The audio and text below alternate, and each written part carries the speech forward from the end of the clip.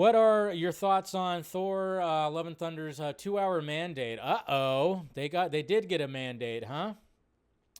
I didn't see this. Wow, this just like kind of, what? Did this just kind of almost come out? No, this came out a couple hours ago, so this is interesting because, I mean, it makes sense because when it's right at 2 hours, it's like, yeah, that sounds about right.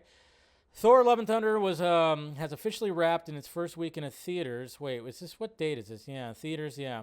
Tallying a sizable blah, blah, blah. As it turns out, a large part of that may have been because Marvel Studios reportedly told Waititi to keep the film under 2 hours. The latest report comes from the Ringerverse, Joanna Robinson, who says the filmmaker was told to keep the film short. Taika having a blank check on this is absolutely not the case. He got more leeway than he got with Ragnarok, but there was a mandate to bring this movie in under 2 hours, just barely under 2 hours. This comes in under 2 hours. And they cut a ton of stuff out of this movie, according to her.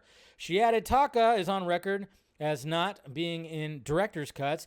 We know Jeff Goldblum, Peter Dinklage, and Lena Headey were supposed to appear, and Simon Russell Blade appeared as Dionysus, if I could say that right, and had like 2 lines in this movie, but has an above-the-line credit, so he was definitely supposed to be in this more. Gore was definitely supposed to come in and kill a bunch of other people. So there you go.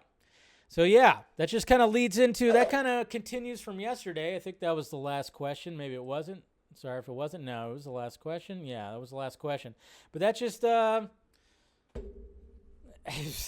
this movie was just like, hey, can we just have another Thor movie?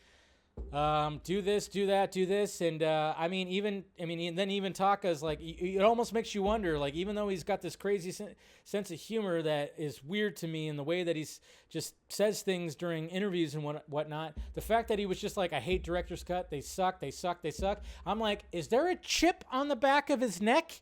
Did anybody check for like a chip? Or maybe it's inside his brain. And you got Kevin Feige going, try it. You say whatever you want, but at least say that kind of stuff. No director's cuts. We don't want director's cuts. 2-hour time frame. That must suck to get mandated that, even if you're just in it for the paycheck. I don't know. But remember, they tried to do that with Zack Snyder. Remember what he said? He goes, "Are you serious? Like, have you seen my other films?" You know, Warner Brothers tried to do that with him.